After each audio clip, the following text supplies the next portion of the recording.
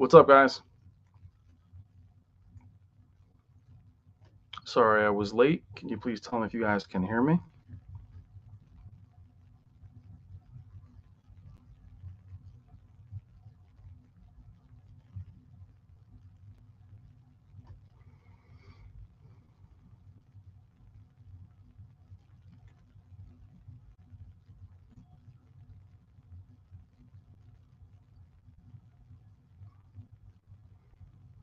You guys there? You guys let me know if you guys can see me, hear me.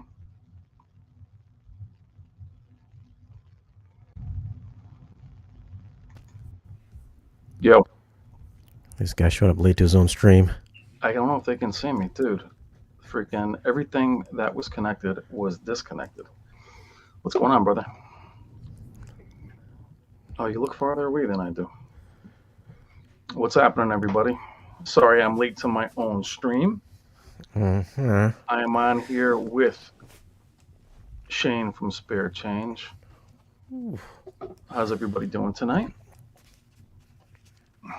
Shane, how are you? What are you drinking? What do you think I'm drinking, baby? What do we drink together? I ain't got nothing today. I drank last night. I should have saved it for today. What's up, guys? I am Brian at Whisper Status. You guys know who I am. I am accompanied today by Shane of SpareChange. You guys know Shane. This is my first live stream guest, as a matter of fact, and it is only fitting that it's Shane, as first time I was ever on a YouTube stream, it was with Shane at SpareChange. Say hi. That's right. That's right. So a couple more people come in. It's a little late for a stream.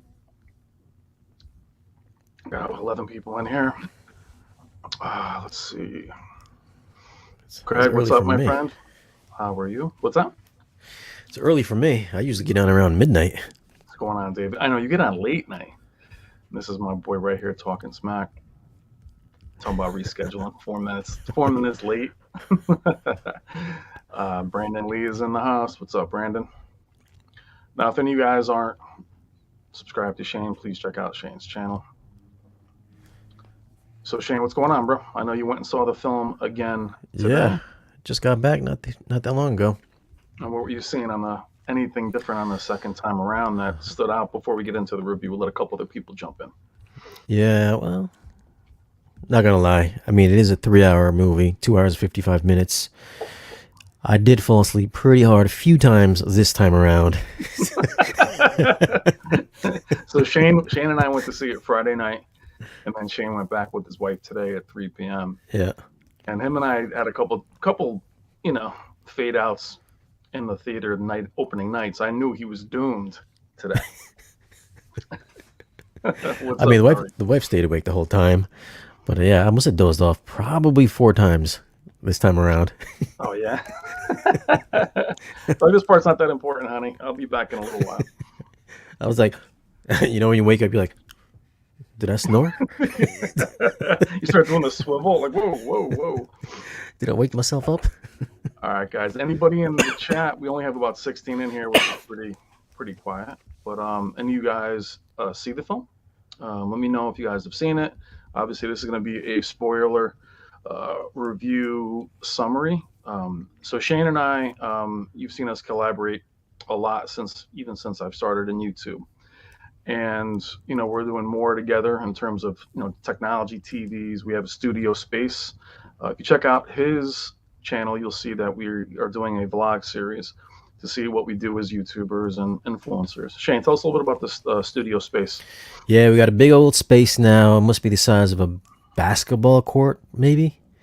So we're going to section off a little portion for ourselves so we can, shoot basically video comparisons with projectors and television sets. We're not going to do anything audio related because it's a big basement warehouse and there's going to be some audio issues there. We're not going to spend $20,000 for acoustical treatments. So we're going to relegate it to only video reviews, unboxings, comparisons, stuff like that. And coming up next week, I'll be vlogging us putting up, us painting the space. We're going to paint the space, maybe pick up a carpet, make it look a little bit more livable. I've got maybe 3 to 5 projector screens going in there. We've got some 1.0 gain screens for you projector guys in the chat. And then we got some ambient light rejecting screens for the ultra short throws and some ambient light rejecting screens for long throws. So for, USTs, which are up close, and then for the long throws, which we'll do some comparisons with that as far as like if you're going to have it in your living room with ambient light on. So we'll have a section separate for that kind of those kind of videos as well. And then of course the 1.0 gain screens, which should give us the most accurate color when it comes to checking out just regular color fidelity and all that with these projectors. And of course we're going to have a little TV comparisons, especially with the newer ones that are coming out for 2022. I think, what's the new one that's supposed to be coming out like this month, end of the month? What TV? I think it's the LG, what is it? C2. C2. Yeah, I think the C2 is coming out. And G2 will be out.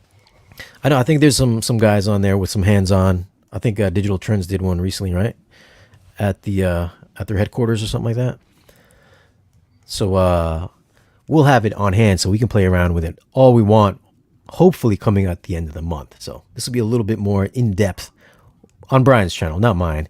I'll probably just do an unboxing, kind of like first impressions type of thing, and then Brian will do like a dozen more on the same thing. So you guys don't know, Shane usually deals with extremely high-end speakers, audio. I mean, when him and I talk about audio, when he tells me what I need next, what's funny about it, so I have a Denon 6700H. I have an amp that is his 11.2 surround, and he's like, okay, so what you need to do is get a processor. I'm like, cool, then what do I do with my receiver? I got to get rid of that. So everything is about taking one step forward and taking like 9 things that you own out. So audio is a whole nother beast, but we'll be doing more of that on this channel, and Shane will be doing many more TVs. But we'll be doing, like I said, unboxings on his channel, and then on my channel we'll do more thorough, but we'll be breaking them open together. But for me and Shane, what's exciting is seeing TVs versus projectors live. We'll be doing that. We have the space to actually do that, right, Shane? I mean, we'll be doing long throw, short throw with OLEDs and LED screens. That's right. Which I think is a nice little segue to what we're going to talk about today as far as like projectors and image quality. We saw the Batman 2022 the other day, Thursday, on the, what is the 5th or something like that? I don't know. We saw that at our local Dolby Cinema. And give me some of your impressions about the presentation of the Dolby Cinema versus IMAX that you have seen previously. What would you think? How would you compare Dolby Cinema compared to IMAX? Well, let me just hold on. I'm going to throw this up here real quick. Rachel Dempster, who is a dear friend to the channel, her partner or her spouse had passed away March 4th, 10:05. I am so sorry, Rachel, for your loss. Terribly, terribly sorry. Everybody in the chat is very, very sorry. We love you on the channel. Anything you need, let me know. Anything you need at all. I hope listening to us hang out, knowing you have love from us, brings you some comfort. I am so truly sorry for your loss. Hit me up in another video, and we'll talk. All right. But thank you for being here tonight. I don't know what to say other than I am so terribly sorry. Sorry to hear that, Rachel. So segueing back to what Shane was talking about, we were at a Dolby Cinema, Shane. So it's Dolby Vision, Dolby Atmos. Yeah. And what we talked about was how the black level seems to be lighter. But what did you think, Shane? You think that's the ambient light in the room, or do you think what do you think the limitation is? Well, I was looking at it today because we sat up in the second row today. So I was looking at the ends, and they have the corridors on the end of the theater on the left, right, and the right side. Yeah, and the seating is kind of like in the middle. So the corridors are well lit, and they're shining down on the left and right side of the screen. So we're getting what looked like blooming from the blue lights that are in the corridor lights. And above our heads, they have some ambient light just to keep it, I guess, illuminated just enough so you can see your popcorn and maybe people's feet when you're going through the aisles and stuff like that. And they never really turned those off. But the most detrimental thing was the corridor lights, which were shining on the left and right side of the screen, which hindered black levels pretty badly. And which is funny because before the movie starts, you get this Dolby Vision like commercial saying like this is cinema, and then they cut the screen in half and it says this is Dolby Vision, pure black, and then it even cuts off to a black screen, but it's like glowing on the left and right side, and it says the projector's still on. I was like, like the Yeah, center of the screen is super black, but then the edges are just like blue. yeah, it was doing like before, when they do the HDR optimizer, or the split screen that we had when HDR first came out. You're like, wow, I hope it didn't look like that before, right, Shane? And then you're like, well, Mm-hmm. this is after. It was, I mean, I know black level can be a concern with projectors, but that's not what this is. This, I mean, I really, when I was a kid, I know that I fell down the stairs many a time leaving a movie theater because I couldn't see anything. And I think they're a little bit too bright in there, but it did really look like blooming. But Shane, the middle of the screen was freaking amazing. Yeah, the middle was great. I think if they would have just shut off those lights down the hallways, then it would have been perfectly fine. The thing I would say that it reminded me of I don't know if you remember. I think you only saw my projector like once when I had the JVC, Oh but yeah, yeah, it was like very similar to that. I mean, wasn't like an OLED bright, but it looked like the performance I was getting from the JVC in my house. Maybe a little bit brighter, but I mean, that's what I would say the visual experience was like at the Dolby Vision Cinema, as opposed to IMAX showings that I've been to. They've typically kind of looked like regular digital cinemas. Sometimes it would look nice and bright. Sometimes it'd be kind of dull, depending on if they change their lamp or not, the bulb or not. So that's always hit and miss. But I think we chose this one because right across the hall they have an IMAX theater, and then they have the brand new Dolby Cinema. We picked the Dolby Cinema because they had recliners. The other one just had your regular stadium seats, and for 3 hours we need to recline and put our legs up. yeah. We're not sitting in them little cheap rocker chairs. But the movie was shot in 239, which would fill the Dolby Vision screen perfectly fine. Whereas if we went to the IMAX, we'd get black bars on the top and the bottom. And I think size wise, we're probably looking roughly the same size. If you take out, if you're counting for the black bars on the top and bottom. So, because we don't have like a legit 70 mil gigantic IMAX screen. It's like one of those, they call them IMAXs. They're kind of like IMAX minis. So I think size wise, it's probably about the same size. But, IMAX, you would get the black bars, which would just be wasting space. So the best version for us was Dolby Vision or Dolby Cinema. And it's funny you say that because I heard a couple complaints about the black bars, and I was like, oh, I didn't see those, and you Yeah. totally answered my question on that. Yeah. I thought, hold on a second, should I put? I do. I would leave it on live color with gaming, make it look as saturated as possible, my friend. Um, I would say other than that little bit of light at the end, I thought that it was amazing how gorgeous it looked. But let's go into the sound a little bit, and then once we get a few more people in the chat, you and I will break down the film. But talk to me about the sound. Shane's sound. That's his channel focused so much on very high end audio, and tell me what you were hearing in there. Yeah, so I rewatched I woke up during the Batmobile part. So, I mean, now that we're like in the second row, I mean, there's a pretty hefty bass drop there when he starts the Batmobile's engine. Spoiler alert, we're going to talk about spoilers if you didn't see the movie. But that part, amazing bass. I mean, up front, you could really feel it in your body because we're so close to where the subs are underneath the screen. I think when we first saw it, we were kind of in the middle of the theater, and the bass was kind of, I don't know if it was bottoming out, but it definitely Yeah. loosened up. It was rattling some things in the theater, but I could say that the bass should be pretty demo worthy when this comes to HBO Max or on 4K Blu-ray / Kaleidoscape on the next 45 days or so. And then there's a lot of Atmos height effects. I mean, there's stuff going on in the city. There's always kind of stuff in the city. A lot of chopper flyovers, even like very light chopper flyovers. I think there's this scene where he walks into not the cemetery, the church. If you guys have seen it in the trailer, there's a trailer for it. He walks into the church, and as he's walking through, the camera cuts to his face, and then there's the people on the top pews there. You can hear them kind of chattering above your head, like actually behind you. So where Robert Pattinson is looking at the camera, it'd be like behind him. So it's pretty cool. Then the camera kind of swings around, and the sound from above you swings around, I think, counterclockwise. So that was pretty cool. Well, and in that scene, you could literally there was action happening outside, Yeah, and it did sound like it was in the parking lot yeah, behind the theater. So I mean, you can tell it was that much because Shane and I literally during the film were just like, glancing. There was knocking on doors. It wasn't just the typical chopper stuff. It was the leaking in the church and in the ruined city. You could hear things dripping, and it was so immersive. It was ridiculous. A lot of times we see those Atmos demos, and then when the movie actually plays, you're like, "Are those things on?" And this was amazing. yeah. I think the last time I went to IMAX, I think it was a while ago. I think it was like Endgame. That was that long ago. Okay. I don't recall ever hearing any good overhead sounds in an IMAX theater.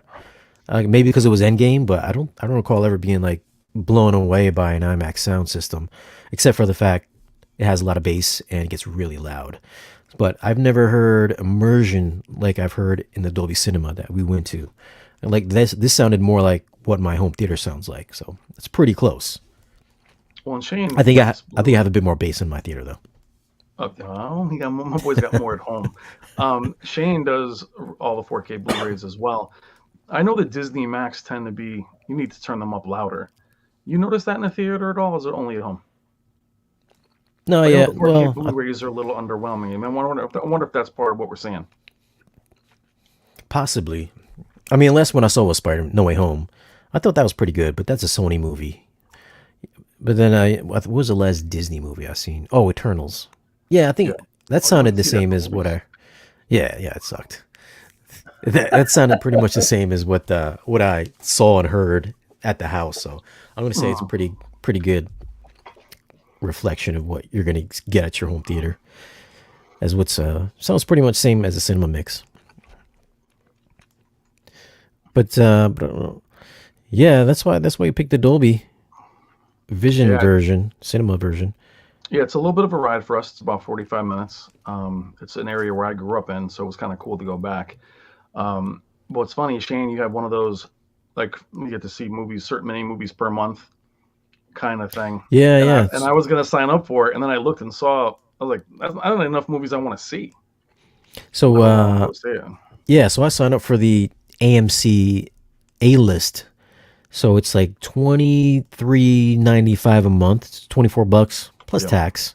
Hmm. You get 3 movies a week, which comes out to 12 movies a month. And I think just as long as you go to like maybe 2 movies, because I think the average ticket is something like $15. Pays for itself. Yeah, it definitely pays for itself. And then you get like discounts. You get like 25% off, I think, on food. Or they upgrade you. Like I bought a regular size popcorn today. They gave me the large. I asked them for the Batman cowl bucket, but they sold out. I think we should have bought it. I didn't know about it the first day we went, or else I would have bought it. I didn't even hear that when we were there. You've been Yeah. like, look, my boy's here, but can you get me that Batman cowl bucket, please? Shh, don't tell him. Shane, is this the 3D release as well or no? Do we know that? I don't think there's a 3D version. Not that I'm aware of. Because that would have been a great 3D film. Yeah. Yeah, So I we don't think got so. about 26 people in here. I don't think we're going to get much more. It's pretty late, but I think we should start talking about the movie. Um, just right off the bat, Shane, I know we did, on your channel, you can see the early impressions. Right off the bat, your expectations going in is what I want to hear first. As you were going into the theater, what were your expectations? I know neither one of us read any reviews. Yeah, yeah, yeah. Well, I kept hearing that it was going to be like 7. And yeah, I mean, it definitely had some feels of 7, especially some shots that looked like they came from 7. And then I was just expecting the Long Halloween, which is they took a lot of stuff from that comic book. And I also watched the cartoon, the animated movie, Yeah. last night, just so I could compare it today to it. And yeah, Hmm. there's a lot of stuff that goes on in the movie that came from the cartoon, the animation, and the comic book. So I mean, I was just expecting some stuff like 7, maybe a little bit more gory, just because I guess the UK's rating is something like would be rated R if it was Yeah. in the US. Yeah, they're more strict. So I was expecting maybe a little bit more violence or as much violence as we got in Seven or as much blood as we got in Joker. But that wasn't the case. Like, I didn't think it warranted a rated R. Yeah, PG-13, maybe just a hard PG. Like, I didn't yeah, think I it was agree. that violent. No, you know what it was? It was one of those movies too that the um, it was dark looking. It had the Yeah. dark vibe that made you think something terrible was going to happen. It definitely had that kind of that look to it where you're like, okay, this could be like Saw, Seven. What was ironic when Shane and I were driving, he had talked about not really loving the Bale versions, the three main films. And we were talking about it. I didn't know that he didn't like those. But what was your main criticism of those films, Shane? It was lack of what? Well, everybody knows that Batman is the greatest detective in the DC universe. And as we all know, unless you're just a Nolan fanboy and you're in the chat here, you know that Christian Bale really didn't do any detective work in any of those movies. And any detective work that he did, he usually had to rely on Lucius Fox to help him out to do anything. So I really didn't figure anything out. I think he figured out how to put together a bullet or something like that in part Yeah, two. that was such a crazy experiment because It's they like, they shot like five bullets on these yeah. big things to get like a drawing. And then So he reconstructed a fingerprint on the bullet. I was like, okay, that's real. yeah, And then, there's a lot of work for that, by the way. so I mean, Christian Bale didn't do shit as far as detective work. Yeah, And also the way the movie was shot, he really didn't do shit as far as like fighting. Like, who do you really fight? You fought as far as like an adversary. Bane, yeah, in the third movie, and then Batman Begins, he had that first fight, but it was like so choppy and close up. You saw Yeah, arms and elbows and yeah. knees and I think his boots a couple times. They did a I lot think, of the Born Identity kind of movement with some of that. I think. yeah, but just like way too close. So it's Yeah, like yeah. you really didn't kick anybody's ass in any of these movies, and the guy he fought, he got his ass kicked Oh, it's in Dark Bane. Knight Rises. So I didn't dislike Bane, or I'm sorry, I didn't dislike Christian Bale. I didn't like his. I know we talked about this. Was his Christian Bale has like this overbite where he talks like this a little bit, like in the back of his mouth, and he has this, where is he? Where it was just the first time I heard that in Batman Begins, I laughed, which I don't think was the point of the film. But I like them better than Shane did. I did not like the third one with Bane. I like Batman Begins. This movie has the Batman has some Batman Begins atmosphere. Shane and I both talked that it seemed like it was, but the Batman Begins had this total made up, unreal looking world where I think the Batman had a more realistic world like Seven. Yeah, yeah. This definitely felt more like a more dirtier, grittier New York City. I mean, there's even a Times Square there. There's a Madison Square Garden there. So, Yep. of course, it's called Gotham Garden, but everything looked like New York City, just a bit more dirtier. And let's talk about the plot really quick. I mean, it's got Batman. It's got the Riddler. Riddler's the bad guy. Basically, it comes down to the Riddler wanting to get revenge on the people that were supposed to. They had like this fund called the renewal fund, Mm-hmm. which was I think what's his name, Thomas Wayne's fund to help Yeah. out the orphan children. But they I think there was a reporter that was running a story on Thomas Wayne that Martha Wayne had some Oh, family you're going issues. right that, and you're going that far Yeah, into we're, it we're gonna already. break down the whole movie here. We're breaking down the you're whole movie. It's you're fresh breaking in my down mind. the third part. You're like, so anyway, when you get into hour two and a half, so this is what happened. Yeah, okay. So, Shane. so, We're going so backwards here, so go yeah. ahead, So brother. there's no listen. There's no origin story in this, but everybody knows what's going on with the Waynes. They got killed. Yeah, So they delve a little bit deeper in why they got killed. So basically, Martha Wayne's parents killed each other, and Thomas Wayne is supposed to be covering this up. Some reporter is going to leak all this information, and he contacted Carmine Falcone to take out the reporter, not kill him per se, but Carmine killed him so he could use that as leverage yeah. on Thomas Wayne. So, which leads us to the renewal fund. I think didn't Carmine take over? Well, he killed Thomas Wayne. No, I think Well, I think you don't know exactly who killed Thomas yeah, Wayne, but they left that ambiguous. But I ambiguous. thought what was very cool was they they went into that maybe the Waynes had like a Kennedy history. with some mental illness. And they actually did a really cool thing where they tied it into Arkham, and Yeah. Arkham being two strong families. But we're jumping way ahead, I Shane. I didn't Well, get, was Martha, is Martha an Arkham? Martha wasn't at Arkham, but like the Kennedy families, Yeah. she was having mental issues, and Okay, they so they tried to put cover her. it up. But what Yeah. I liked about it was, Thomas Wayne has always been like the cleanest guy in the world and perfect in all of these movies. But I thought, and from the very beginning of the film, by the way, you almost think you're seeing Bruce Wayne as a child, and you're seeing, Thomas Wayne. They've started these films that way before, even with Affleck's, and I liked how it went gritty. And let's talk about really quick the maybe not the origin of Bruce Wayne, Shane, but how different this Bruce Wayne is versus all the others. Hold on, let's wrap up the plot really quick. I'll wrap it up really quick, That like two wasn't even minutes. the I, plot. li- That was like the plot. I liked it really quick. You're like No, dropping me this to the is little end. All right, go this is ahead. the whole plot though. That's why Riddler was pissed off. He was knocking people off that took over Thomas Wayne's orphanage fund. Yeah, So because the Riddler had to grow up in an orphanage, he was in there with like 30 some kids, and it was cold. Babies were dying in the cold. They were getting nibbled on by rats. And of yeah, course, once the fund got taken over by all these corrupt criminals and politicians, he wanted to kill all those politicians and criminals that took over this fund. So that's basically the whole summary of the movie. And then the Riddler, with the help of all his riddles, every time he would kill somebody, he'd drop a riddle, and then Batman would solve the riddle, and then they'd move on to the next criminal, or the next politician or criminal, and kill him off, leave a riddle, Batman would help him do it. So in the Riddler's mind, he's dropping riddles, Batman is solving the riddles, hence they are working as a team. And then at the end, Riddler's like, we're a team, we're doing this together, and Batman's like, no, you're crazy.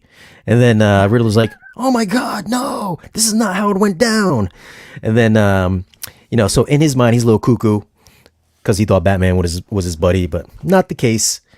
That's basically the movie right there, wrapped up. Simple. That's So, the whole plot of the movie. yeah. So what's funny is while we're talking about it being simple, the releasing that part of the story was so far into the film Yeah. that initially you're going Riddler, kind of saw Seven, John Doe from Seven, and it starts off as this. It felt really like a small detective film initially, and the world felt really small. And Catwoman was introduced really, really quickly. I was like, wow, this movie's going to be pretty simple. And then they add back in Falcone and the other mobsters that you remember from other films or the comics. And when that starts, it seemed like almost every hour was a separate act, and things just got bigger. So when you get to the part where Shane is talking about, you're just like, oh, okay. What I liked about it is it gave some menace and some purpose to the actual villain versus some, it was really deep. It was deep psychologically, where he thought that, like him and what was the movie where they were saying we're a team? It's like they really thought that him and Batman were one, kind of like what Joker had said. But it was. But I want to get back into the lack of origin story for Bruce Wayne. I thought was excellent, because you don't know what kind of Bruce Wayne you're dealing with. And Shane, we saw his relationship with Alfred, which was Mhm. totally different, which I appreciated. But how did you think? What did you think of Bruce Wayne? Because our biggest argument with these movies is Batman isn't Batman very long. He Yeah. was So Batman like 98% of the time in this movie. yeah, dude. So kudos to Robert Pattinson for signing up to take this role where he's not showing his face. We talked about this earlier. It's like Mm-hmm. in a Marvel movie, Tom Holland's got his mask off half the time. Robert Downey Jr. has got his mask off like 80% of the time. And when he's got his mask on, you're seeing it inside the helmet with some overlays on it, just so you know he's Robert Downey Jr. But in this movie, you've only got Robert Pattinson's bottom lips, his lips on screen for like 98% of the time. So I know these big Hollywood guys, they want to get their face out there. Of course. But man, he's Batman through and through from beginning to end in this. There's maybe like 10 minutes, 15 minutes of Bruce Wayne where Robert Pattinson is in just wearing normal clothes. So, I mean, I like that aspect of it, but I also think we'll probably get like 50-50 Bruce Wayne Batman in the second movie. Because in this one, he's Batman. He's not even Bruce Wayne. He's just straight Batman in this one. Yeah. So, I think because, if you want to go back to him and Alfred, I think he's been so damaged by losing his parents that he's still stuck at that young state where he's like 10 years old or whatever. So he still thinks he's very vengeful, but yet he still thinks he's a kid, and he's stuck with this memory of his parents being a certain way. So he still feels like he's a kid, I think, but he's got all this money so he can take out criminals and shit like that. Yeah. So I don't think he's quite grown up yet. So he's just really acting on vengeance and hate, and he still has this idea of Thomas Wayne and his parents being up here until we find out in the movie.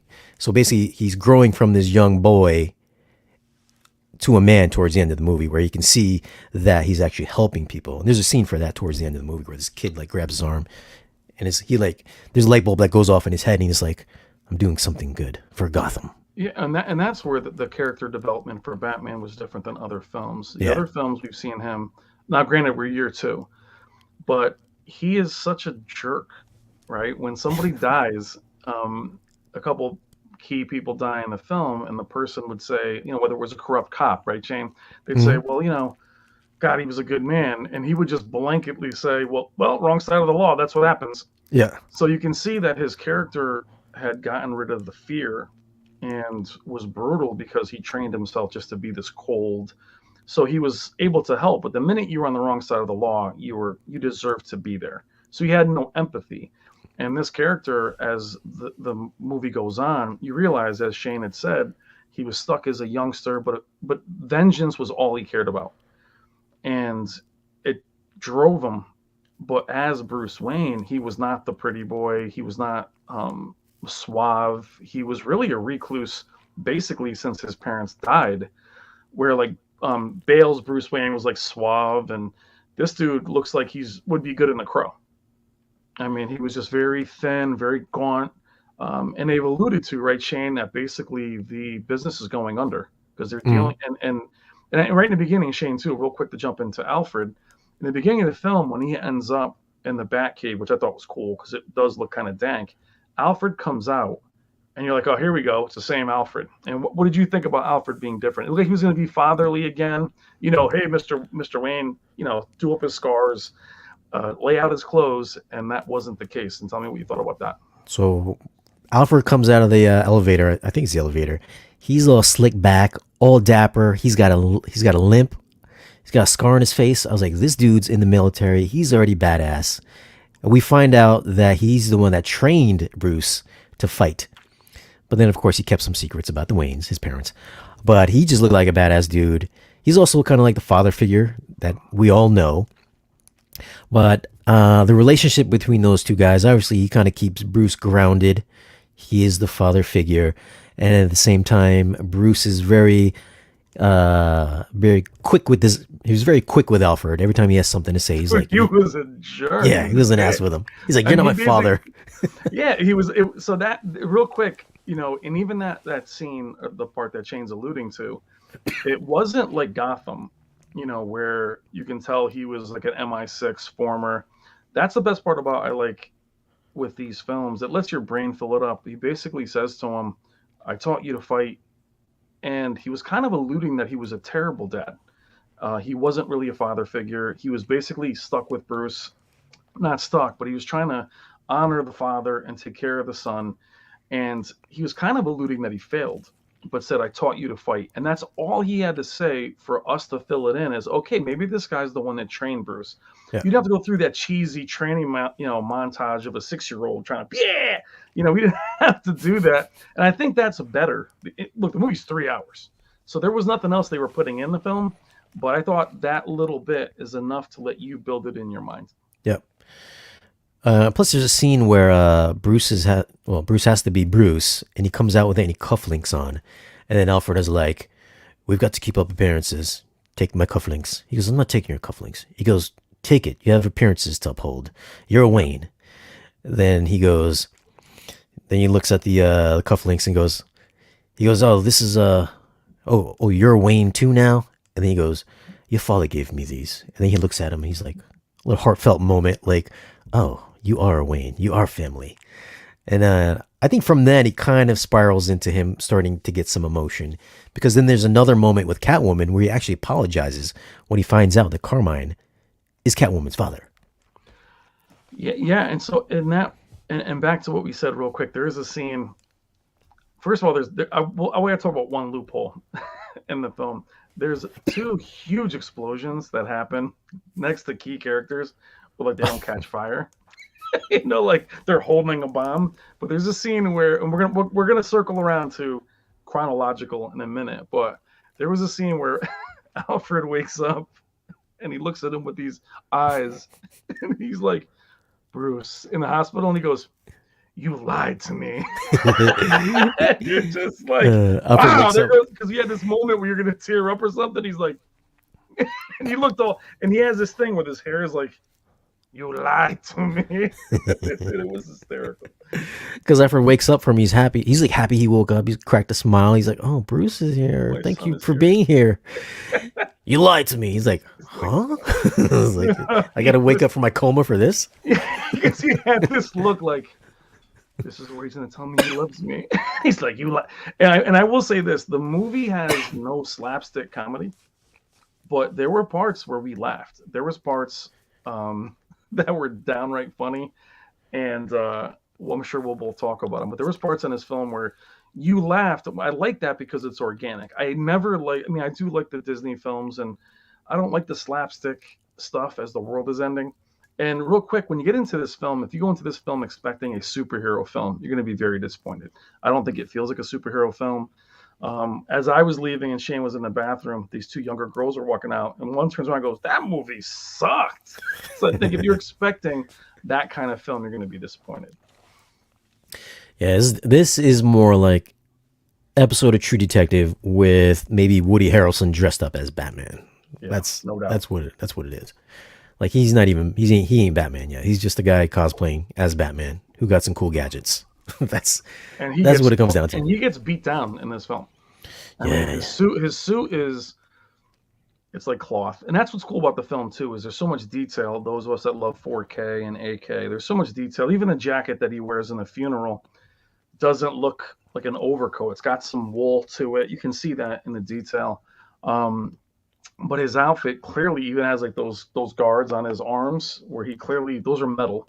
So it didn't have that. They kind of kept the technology as realistic as they could, other than the eye camera. But it just kind of, his motorcycle is old. The Batmobile is straight up Mad Max. Shane, tell me about that. Yeah, dude. There's the Batmobile scene where he clicks it on, and it's like a jet turbine engine with a Ferrari or something like that. It's just a straight muscle car, and then it's like just fucking just like lights up the subwoofers, and then he stalls it, and then he has to restart it. So everybody's fighting. So and a couple first in this film too, you see him running from the police. And in that part you're talking about, he's literally ducking behind a car, like, "Oh Jesus, I'm gonna get killed!" And then he slips away, and then the car fires up, and you're like, "Oh!" Because him and I both saw the subs, or we felt the subs. You're like, "Oh, all right," and then it just, I thought the subs blew up because it stops, and he goes, "Did that thing stall?" I was like, "This dude stalled." That's the first time you see the Batmobile in this film. But it wasn't played for laughs. It just literally showed you this dude was like, all right, definitely turning a key. And that was pretty cool. That he's just like a normal guy. Like he doesn't know. Dude.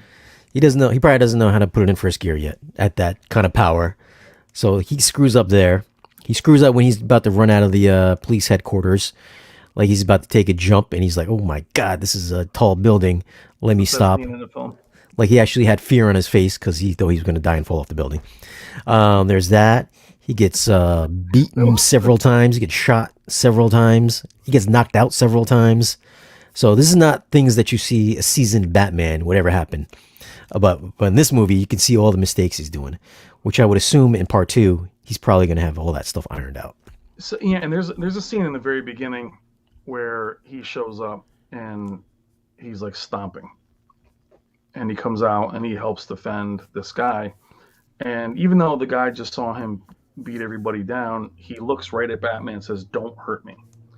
And what he ends up basically saying is that he's using fear like the other Batmans, but he's really sending that home. And then at the end of the film, you see him try to reach out to help people, to and I think that's what Shane. I think you're absolutely right. I think next film you're going to have to see more Bruce Wayne because he's going to try and bring that side out of him more, where he's less vengeful and Yeah. being like, "Hey, it's okay to grab my hand. I can live." You know what I mean? So I thought that Hmm. was, to your point, he's such an avenging um, angel that you're just like, okay, I like this Batman. But when he evolves, I think to your point, you're going to end up seeing him. You're going to have to see more Bruce Wayne probably in the next one Yeah. as he softens up. Which kind of sucks. I'd rather have him just keep it as all Batman. Yeah, I Give, mean, give us like 70% Batman the next version. well, because in the other Batmans, as we've talked about, even Affleck's Batman, especially Michael Keaton's Batman, he was able to have this memory of his parents dying, and then he was totally well adjusted, chilling in a Lamborghini. This guy's a hot mess. I mean, he is straight. He's got problems. He definitely hasn't either eaten, but he's a mess. Shout out to my boy Brent. Brent plays Madden. Brent's a good friend of mine. Brent has a channel. If you like mobile Madden, check my boy Brent out. What's up, Brent? Thanks for jumping in. Um, but I don't know. At first, to Shane's, when he's not Bruce Wayne, when he's not Batman, he has basically the black makeup on, showing you that he Yeah. has to wear makeup under the mask Yeah. Like that. versus, taking it out and he's like, hey, I'm Christian Bale. So the dude just looks like he hasn't showered Yeah. and he kind of looks like he hasn't lifted weights or anything. He looked kind of emaciated. But when you see him out in public in one of the best scenes of the film, it's during one of the funerals of one of these cops. And here's another thing, Shane, talk real quick about, other than in other films where the cops are away from Batman, the first, like scene 3, he's walking around them. Like that was Yeah. I something mean, we've never seen before. he's clearly got a good relationship with Gordon in this movie. Like they're like partners in this movie, and the cops are used to seeing Batman now. I mean, they actually have the bat symbol, the bat spotlight, Yep. so they know who Batman is. He's been working with the cops for the past 2 years, so it's a little bit different. It's almost kind of like the old Adam West Batman, where he's working with the Commissioner Gordon at the headquarters. This is the same thing. So they're used to seeing him, but they look at him like, who the hell? Why is this guy dressed up in this costume? What's he doing hanging out in our crime scene? So they're still kind of like, I don't know, do they trust him or do they not trust him? But he has the backing of Gordon, so it's like they're respecting him, especially that the riddles have "to the Batman" written on them. So I guess it helps that Batman is there. But then Gordon's actually, I think he's a lieutenant this time around this movie, Yeah, he's not the chief. Yeah, or and then commissioner, I the should say. commissioner hates Batman. So every time he's on screen with the commissioner tells him to leave the crime scene. So they kind of have to rush him out. And doesn't the commissioner, he dies in this, right? He does, but Yeah. that's the kind of thing that was interesting is, and I again never seen this in a Batman film. That's what I'm going to keep saying is that more times than not, when I was watching the film, I'm like, oh, I haven't seen this in a Batman film before. They kind of had it first person, and there's a crime scene, and he's walking through, and they make him taller than everybody else. But what do you like, Shane? You think that it's really hard to master the costume to make it not look ridiculous, but they clearly they knew that they knew he existed, but they felt that he was on the fringe. And even the commissioner, when he comes in and sees Batman trying to do his detective work, he's like, "Look, I've given you some rope, but this is ridiculous." Like he did not want to see him, and I think that was the first time they've seen him walking around a crime scene like that. And it was a cop being killed, so there was literally, which is funny in this, it's not funny, but in this film, I mean, I've never seen more cops in a film before, but they were like 30 of them, no, probably 100 of them in a room, and he's walking through, and they're just looking at him, and it's weird to see him in a situation where they could really just jump on him and pull his mask off. I think that's what I was Yeah. thinking, Shane. Yeah. Like, dude, you're kind of, if they want you, they got you. Yeah. You know? That's why I was wondering, because there was that scene where he got knocked out and the cops had him in the jail cell. And they went to go grab his mask, Yeah. but then he jumped up and like smacked the dude. And then I was just thinking, does he have some electricity in his mask like Christian Bale did? Remember when the Joker tried to take his mask off? He got shocked. So I was wondering, would they have thrown something like that in there? Yeah, well, I mean, that was the part that was really weird. He literally seemed like, I don't know, Shane. He just seemed like it's almost like when you walk into a bad situation yourself, you're like, did you not think I might get my ass kicked in here? He was surrounded by cops that I was literally just saying, like, how, if they want his mask, I mean, there was literally so many. He was surrounded. Like he looked like he was in a bar and he was in the police station. I mean, that was That was incredible. I Um, think he was just protected by Gordon. That's why the guys were. I mean, he was the lieutenant, so they had to honor him. I would assume, and I would assume that he's been there several times already. They were just like, well, now we got him knocked out. yeah, Maybe we should take the mask off. Maybe Gordon was just like, listen, don't. Well, he did say don't touch him. well, and there's real quick. Thank you for the super chat, Travis Vanya. I Shout love out. hearing you guys discuss movies and cinema. I haven't seen a Batman yet. I'm an '80s kid, so I have lots of fond memories of. And I'm telling you, even the spoilers that we're giving you, the film has so much to offer. Thank you so much for the super chat. Shane and I both hope that these videos do take off because we both love film, but we both do such vastly different technology based things that once in a while, when you want to go outside your lane, you don't know if it's going to take off. So Shane and I are sticking with this. You're going to see um, pre-film with him, after film non-spoiler reviews right after the film, and then you'll see the spoiler reviews here. So thank you, Travis. I really appreciate that, my friend. Um, so Batwoman or Batgirl, not Batgirl. I'm sorry, Catwoman. Shane, what were your thoughts on her? I thought they introduced her a little soon, but then they kind of faded her out. What did you think about her and the pacing? I mean, I liked her. They listen. They tried to make it look like she has a bigger chest than she does with that outfit. We know that she doesn't. That's a little fake. Try to fake us out with that, but we saw her in a white wife beater, so we know that's not true. She was also in the movie Kimmy topless, so that's a little fake out on the costume department's part. But aside from that, I thought she was perfectly fine. I mean, she's like I said, man. She's got that slinky look. She kicked some good ass, especially towards the end when she was about to shoot her pops. She was doing these roundhouses and all that. And I was like, damn, I was like, the girl can. She has a good walk too, like a Yeah, sexy yeah, freaking she had walk. she had a little bit of that Michelle Pfeiffer without being comical. Yeah, I think my one argument with her was they gave her this mask that was basically like half a wool mask, and it just yeah, you're watching it going, how are you breathing with that? I mean, but she was a cool character at first. We did have an eye roll because right away, as soon as you know she gets encountered by Bruce or Batman, she's like her girl. She's like my girl, my girl. So you assume right now, okay, she's got a girlfriend. They're trying to switch that up, but they didn't explore that much. They had her basically rescuing a girl that worked at a club where Penguin, which we'll get into in a second, and that's something about this. We had Maroni. They never showed Maroni on yeah. camera though. I It was was waiting. I was Falcone. So Falcone, which one was the one in the bar that Christian Bale confronts? Is that Falcone or Maroni? That's Maroni. nah. The old guy. I think that's Falcone, the big older guy, right? No, if we were talking, I know he was Falcone in the movie, which was John Turturro, which was very nice to see him in a serious role after Transformers and all the crap that he's been in. He played an excellent villain, but those villains were very lived in. He looked like a mobster, and getting into, going to what you thought about Colin Farrell as the Penguin.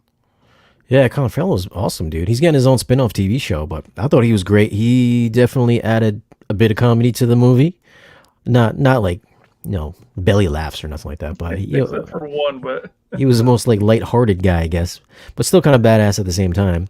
And if you didn't know it was Colin Farrell, you would just think it was some fat guy. Great makeup yeah, effect too on his face because amazing, I was in the second amazing. row and I was just like, wow, you could see like the pits and pores in his makeup too. So that's pretty crazy. But I thought he was great, man. He's kind of like a Pacino slash who else? Who's in The Sopranos? Tony Soprano. Well, he looked like De Niro from Untouchables. Yeah. He had that accent too. Because he's an Irishman, so he put on a pretty good gangster accent. Oh my God, his accent's like Conor McGregor's. Yeah, but I thought he was awesome. I can't wait to see the TV show with him as well. He didn't have like the biggest role in the movie, but No. he was pretty small. He's only in a few scenes, but he definitely took over the scenes that he was in, though. So I really liked his character for And I sure. like and I when he said Penguin was going to be in it, and that's I think a little bit of challenge that Gotham had is they worked so hard to give you that DC character. Like there's no penguins on him. There was no. I don't think he had the big, Yeah, the long he didn't have the cigarette. monocle either. Yeah, he was in a monocle. He was just a basic gangster. You wouldn't even known it was supposed to be the Penguin. But that I liked. I don't like this. It's hard when and Shane knows being a comic book guy too. Trying to bring comics to life is so difficult. The things that we love in comics, like Wolverine's yellow blue outfit, would not look good in one of these movies. So having the Penguin be just this he wasn't this little waddly guy. He looked strong. And him and Falcone have a pretty cool. You see how Penguin's definitely rising towards the end of the film because there was a whole subplot of there being a rat that helped, and this is actually the real plot of the film, or at least initially, was after the renewal project when that falls apart. Apparently, there was a rat within the organization, whether it was the mob or the police, that literally just fed off that. And so there's this whole thing of who's the rat. And it was cool because it gave the Riddler a little bit of a backseat during the film. I thought it was a good versus being a kind of crazy criminal the whole time. Mm-hmm. Now, honestly, I mean, the Riddler was kind of a man, just like behind the scenes guy. He really didn't have a lot of screen time. No, no, he was actually a YouTuber, which is pretty ironic. Yeah, he was like he was a YouTuber or something. Gotham's version of YouTube. Yeah, he only had 500 followers, but I think he had a Patreon going on or something. But Yeah, because I watched it again today, and I paid more attention to it. And he was like, in his normal voice, he goes, "Well, thanks guys for like following me and this and he's like, this." please like and Yeah, he subscribe. was like, thanks for liking the video. I was like, oh shit, you just sound just like a YouTuber. It was funny. He's in the comments. There was comments telling him how to buy like his mask, and there was one comment at the bottom was like, "You're nuts, bro," or something like that. Kind of like what happens in our comments all the time. Which brings us to the end of the movie because he has 507 followers. So Yeah, he gets those followers. They all dress up as the Riddler, and they take over, I think, Gotham Square or yep, Gotham Garden, because after the Riddler blows up the water, whatever, the water wall or whatever it's called, it's holding yep. Gotham together. All the people go into Gotham Garden, and then I guess they're there to shoot the newly elected mayor, which I think was part of the final plan because he wanted to get revenge on the politician. So Riddler wanted to kill the new mayor, but then that failed because Batman stopped it, of course. And the Riddler got all his followers, all 500, not all 500 people, but a handful of people to go to this mayoral elect celebration and shoot the mayor. And that's where you see in the trailer where Batman crashes down from the ceiling and knocks out the guys with the rifle, and he beats their asses with their rifle. So that's the part that you see in the trailer, which was a good fight scene as well. It was. It's so important though. If you look at even the Marvel films, once you cross over into supervillain territory, I know Shane and I have talked about this. When you have villains like the Riddler, they're using intellect. Once you cross past that, like in Superman, once you go into Zod, it's really hard to go back. You're seeing Marvel really struggling to go back after Thanos to regular criminals. So keeping Batman kind of grounded in the real world where he's just fighting and punching. I know we all want to see Clayface and all these other, but the crocodile or the killer croc. But once you get there, it's very hard to come back. So I think having a character like John Doe, Kevin Spacey from Seven, he's behind the scenes, he's a thinker, not physically imposing, but no one's really going to be that way with Batman anywhere. These movies would be boring. So you have to have a way for him to be smart and build this little army. And many times in the film, Shane, we thought the film was over, probably 3 or 4 Yeah. times. Like, okay, you end it there. And, basically, once the Riddler turns himself in, there's a scene, well, I mean, when Falcone, that you find out who the rat really is. And they walk him out, and Riddler shoots him, and he's right there. You're like, oh, wow, I guess the movie's over. He got caught. So they kind of set it up that way to where he wanted to be caught, a lot like Seven. Mm-hmm. I mean, the movie kind of ended like Seven too. I mean, Riddler turns himself in at the end of the movie, kind of like Spacey turns himself in at the end of the movie. And then we find out the grand scheme of his plan, just like Spacey in Seven gave out his grand scheme. And then, pretty much, fucking same fucking thing. They even look alike too. So Yeah, and actually that guy is actually a pretty big guy. I think they made him look smaller. yeah, Um, I think he's taller than Pattinson. yeah, Yeah, probably. But yeah. they did a cool job of it being like a true crime film. They had mobsters, and again, like I said, if you're expecting a superhero film, you're gonna find it. You're used to more explosions. I thought the fight scenes were pretty well done. They were almost similar to what you would see in like John Wick, or even what's the one with the blind dude from Daredevil? Maybe not as refined as that, Yeah. but I think even watching shows like Daredevil, I got bored as hell after season or whatever of him fighting 5,000 guys. There's times where he's literally wants to get out of there because he's getting beat. He slides away. There's a scene where he's also in the police station. Shane, talk about that real quick, because that's one of the best scenes in the whole movie. Oh, Batman's in the police station. Yeah. When he Oh has to yeah, run dude. away. Yeah, when they capture him, he's in the trailer. When you see this part's in the trailer where he's in the jail cell with all the cops, and Gordon's trying to get him out of there. So he's like, "Listen, you gotta take the key out of my hand, but then you gotta punch me." This is the only time he smiles. He cracks a grin in the movie. He goes, "You gotta punch me," and he goes. I was like, "Oh shit!" doesn't He actually smiled. he doesn't hit him right away. So he's telling him basically they're about to beat down Batman. So Yeah. he's surrounded. It's when they go to pull his mask off. He gets up, he starts first of all, he hits police. So he's done. And Oh, he goes. I'm gonna pull you up for assaulting an officer. Then Batman he goes assaulting three. so they push him out. He's like, give me a moment alone with him. And he's like, you have to get out of here, blah, blah, blah. He goes, you're gonna have to hit me. And he keeps talking, and he turns away, and he looks over, and he just crushes him, slams the door, and he's sprinting, and there's just police everywhere chasing him. But the funniest scene in the whole film, though, Shane, talk about the funniest scene right after. He runs out of the headquarters on the top of the roof. He runs out. He just sprints. He goes right to the edge of the building. He stops short. He goes like he's scared. Like Batman doesn't get scared. This guy was like a normal dude scared. And then he pulls the strings, and he's got the squirrel parachute suit, and he just glides down.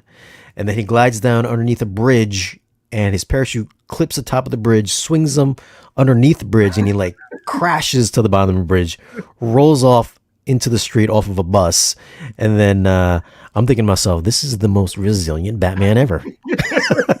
So he runs, and it's another one of those moments where you've never seen that in a Batman film. He sprints, gets to the edge, and he's like, whoa. He says it. He's like, whoa. And then he looks around, and then you see him kind of button up his outfit, and it turns into like a squirrel wingsuit. Yeah.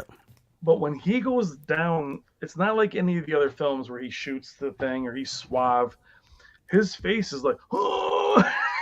And then you have the whole Dolby projector screen. His whole face is in it, and it looked like one of those YouTubers that has like a GoPro that's freaking out. Like Shane said, he hits the thing, he slides up, smacks a truck, and he falls. He's like, oh.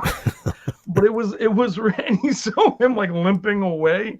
We always see Batman just vanish. This dude like just walks right in the front door. He walks into Penguin's bar several times, like, I am the what would be the back door, but he literally just stands up, and these two twins, he beats the hell out of them a bunch of times. But it was just, as I mentioned, such a different Batman, but it was refreshing for me to see. I mean, he travels around on his motorcycle with his oversized Carhartt jacket, a book bag with the costume presumably in it. So when he gets to his location, it is wrinkled. Yeah, he puts the costume on wherever he's going. He knocks on front doors, and then he ain't sneaking in windows or anything like that. He's not crashing through rooftops. He's knocking on front doors.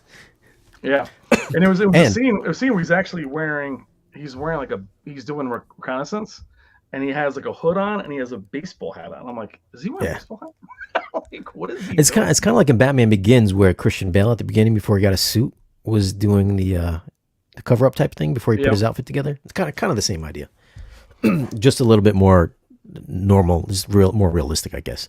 Yeah, it wasn't quite Tobey Maguire in his pajamas. It wasn't quite that, but it was. I loved it.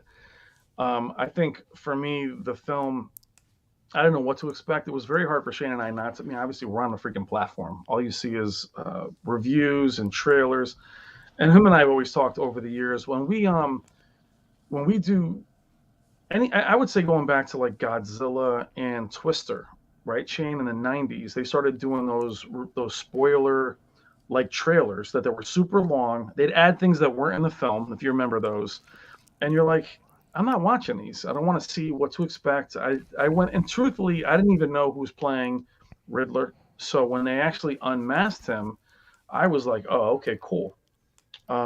So that to me, I left. It was hard to do that, but I think that's the best way to see these kinds of films is less trailers, less watching. Because I really was surprised by the actor. The actor played. He was in There Will Be Blood. He is a creepy looking dude Yeah. anyway. But I was surprised. You know, they didn't go overboard with his costume. Yeah, it was a lot of uh, not Gemini Man. What was the name of the killer? Zodiac. A Yeah. lot of throwbacks to Zodiac killer because there was a lot of, but and also Shane, what I loved about him being the detective, he blows it a couple times. Like this, like they're literally sitting there figuring out Yeah. a crossword puzzle together, which was some of the best scenes in the whole film. Yeah, and the penguin is like, you don't know the difference between la and l. He goes, you guys aren't very good detectives. And But it was they were talking Gordon and about they were figuring out a word in the cipher, and it was like L, like two really white guys. Well, obviously, and Gordon's not, but he's like L this, and he goes, "You ever think it might be?" You go, "No Espanol for you." He's like, "It's L," and you see Batman looks at him. He's like, "Got it wrong? Got it wrong?" And you're like, Jesus, dude. So it was actually, I mean, but it's the way he looked at him. Like Gordon, it's like he's looking at Gordon, and they have the penguin tied up, and it's like me and Shane going, I blew that. I didn't get that wrong. And he was just like, and he's all tied up. Look, what are you guys doing? And what was also interesting is seeing Batman walk away because he had some kind of device. He's walking away carrying it. He's like carrying a bag. it looked like a boombox.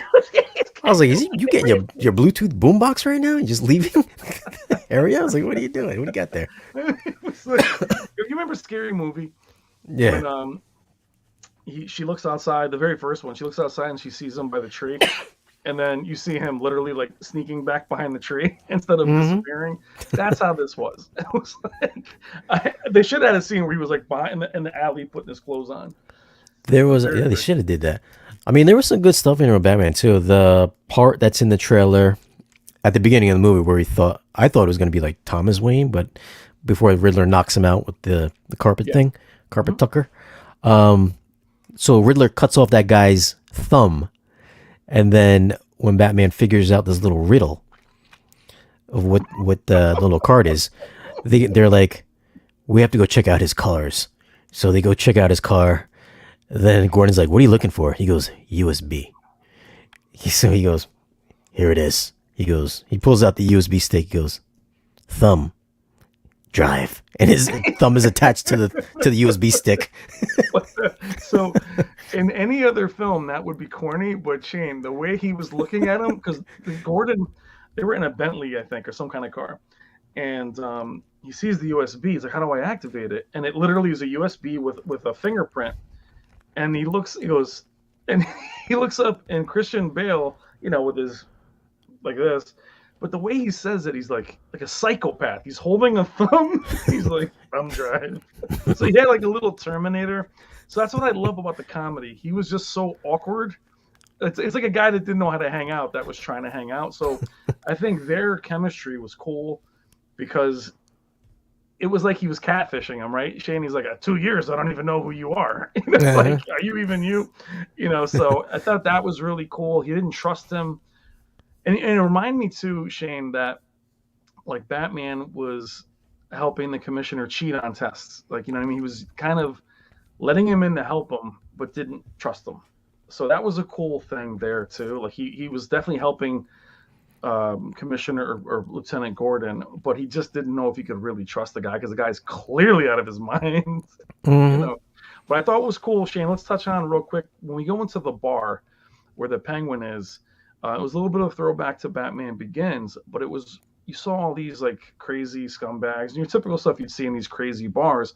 But Catwoman is a waitress there, and talks about the bar within the bar, or the club within the bar, and then you went downstairs, and that's where you saw all of the crooked politicians. I thought that was really cool because it was like the elite group was down there getting high.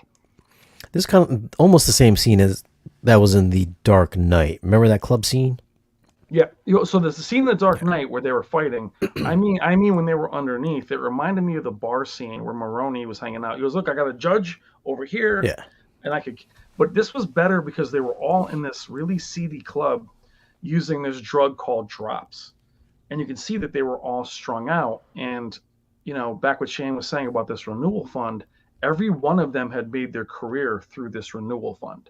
So while they and here's the cool thing that we didn't mention before is Marconi was basically the godfather they put away, but in reality, all they did was elevate another one, and they all got basically their careers by putting away Marconi with the renewal fund type thing, but they never really did it. So that was actually a pretty cool twist there. Mm-hmm. Shane, real quick, you said you liked him better as than Christian Bale. Oh yeah, he had more stuff to do. Christian Bale was he was too reliant on Lucius Fox. I felt like Pattinson was definitely more self aware. He knew exactly what he was doing. He was solving riddles by himself. He didn't need Lucius. Alfred helped him on a couple things, but you know, he was definitely did more stuff on his own. Where just Christian Bale was just like, oh, I need help. Yeah, yeah. Well, they focus on Christian Bale too. Was again that fantastical Batman. This Batman you can see. I know Christian Bale. They had him building stuff, but this one, when you see the Batmobile, the cave looks more like a garage, right, Shane? It's dirty. You can Yeah, see he's clearly working on the equipment. it's under. I think it's underneath the train station, subway station. And that was cool how you got there. You literally Yeah, see that no one's finding that. He's driving on there and he gets there, but there's also like that New York kind of train station, subway station, yeah. Grand It looks like Grand Central thing. Central. There's like the Grand. I don't know if you guys ever been to Grand Central, but like Grand Central's got these stairwells that kind of curve upwards onto this little terrace where the Apple Store is, and then this is the same thing. It looks almost exactly the same, Yeah. except it's underground. And then these little gates lift up. He drives through it, basically drives into Grand Central, and then you see all the bats flying around. And the first thing I thought about was, there's got to be bat shit everywhere on this floor. What was it? Ace Ventura too. He's like guano. It's He's got to like be super slippery in the bat cave. That's all I know. collect the whole set. It Guano. ain't even really a bat cave. It's just like an underground Grand Central. So it's not like an Affleck's or Keaton's bat cave where it's like drop offs where the bat shit's gonna fall into like this abyss. It's like on the ground. Yeah, yeah. It's not. Yeah, it looks like again it could be realistic. Yeah. Back to Catwoman. What I did like about her, and the issue I have in a lot of any of these films, is that as small as she is, she does fight well, she does handle business, but there's many times where the dude, and none of the, and what's interesting about this film too is none of the villains or guys are big meatheads. Easily she gets overpowered. So there is, I mean, she definitely can kick ass and do her thing, but it wasn't like she was dominating a bunch of dudes. Like who's the chick from the one? I always forget her name, Shane, from the Bale series. Oh, Anne The Hathaway. Anne Hathaway, Yeah, like yeah. she's kicking everybody. Like this one really, as long as she caught you off guard, she could handle business. But she wasn't dominating people. She was getting overpowered too. She was a cool character. They didn't really do much romantically, which was I think okay. It's kind of hard to throw in that romance when the whole world is ending, like give me a kiss kind of thing. So I thought that they had a pretty cool chemistry. I liked her. I thought she was a good actress. She was good in it. But the world building was my favorite part. The detective work I saw in the chat earlier, some people thought there was too much of that, and I could definitely see that because Shane and I following the comics, and I don't want to say we're true fans because it all depends. We grew up. I mean, Shane and I are both very young still, but we've seen the comics, the graphic novels, and what Batman truly was before he turned into jets and stuff coming out of him. So this was to me more true to the character as Batman. But I love that Bruce Wayne was psychologically damaged, not just because all the Batmans have seen their mother and father killed, right, Shane? Mm-hmm. They all have seen it, but you felt like this Bruce Wayne just never got over it. Like he really struggled seeing that. And they also allude to the fact that he spent the last more than 2 years trying to find out who Batman's killer is, or I'm sorry, Thomas Wayne's killer is.